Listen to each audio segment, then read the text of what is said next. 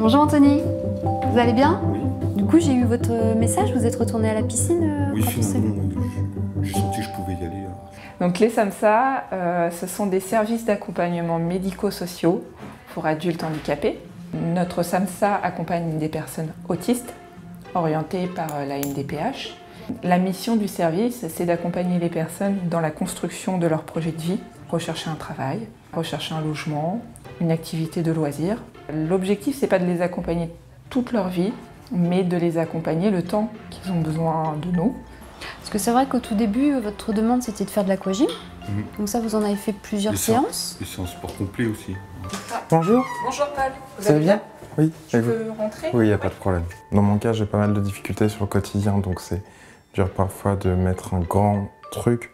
Parce qu'en fait, c'est plein de petits trucs qui m'empoisonnent au quotidien, Le service, en fait, a pour mission de travailler sur l'insertion en milieu ordinaire et on va l'amener à faire valoir ses droits.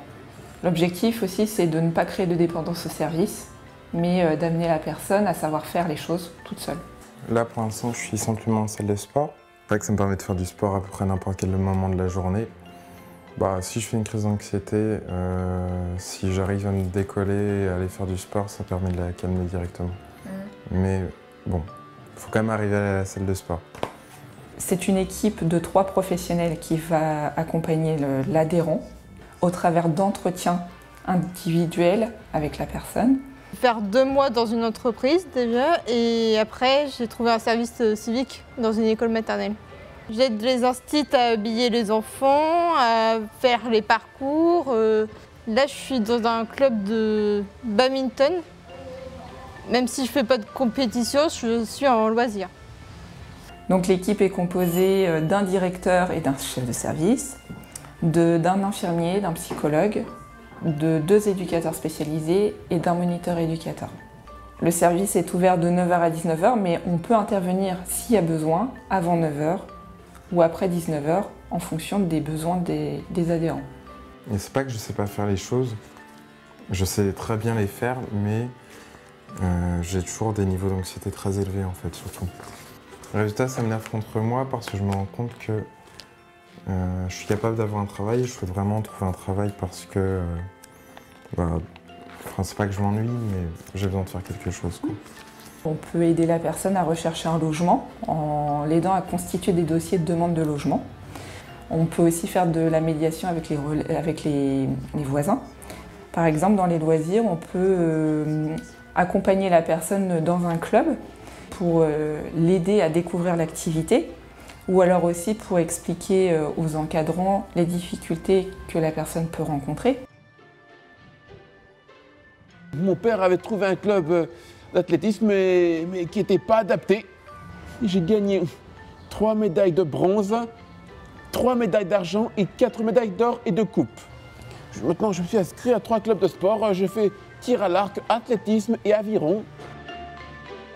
Cette activité de loisir, nous en fait, on la voit vraiment comme éducative dans le sens où la personne va respecter des horaires, va apprendre aussi à gérer des relations sociales, va apprendre à gérer des règles qui sont des bases qu'on peut transférer dans le cadre d'un emploi. Le sport a un impact extrêmement positif sur le quotidien dans le sens où ça oblige, en tout cas ça rythme la personne dans son organisation, ça peut l'obliger à sortir de son domicile, ce qui parfois est vraiment difficile. Ça crée des liens avec les autres adhérents, c'est un temps de parole aussi qui peut être intéressant pour la personne. Pour pouvoir rechercher un travail, pour pouvoir faire son sport, il faut que la personne sache organiser son temps. Donc du coup, on amène l'adhérent à trouver l'outil qui lui correspond. Donc, par exemple, là j'ai mis du 1er juin au 15 juin et ensuite au dos j'essaie de noter les objectifs plus jour le jour. Donc on prévoit un autre rendez-vous, Anthony? Oui, Ok. si vous voulez. Par exemple, trouver du travail, ok, sauf que quand on est dans la capacité, ou en tout cas très en difficulté, par exemple d'utiliser simplement un téléphone, ou d'être dans un groupe avec d'autres personnes, ça peut être compliqué.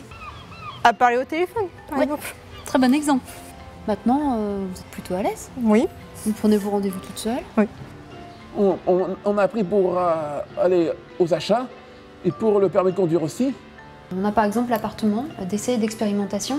C'est un appartement qui va être aussi utilisable sur une durée qui sera déterminée par un contrat pour voir au niveau de l'autonomie qu'est-ce qui est acquis. Ce que je vais chercher au SAMSA, c'est vivre en autonomie seule chez moi, dans un appartement. Le SAMSA est financé par l'ARS de Normandie et le conseil départemental de Seine-Maritime. Donc en fait, effectivement, la structure, le SAMSA Les Caracs, officie plus au niveau du territoire du Havre et les alentours. Il y a l'équivalence de services sur Rouen qui va jusqu'à Dieppe au sein de la structure de l'IDEFI.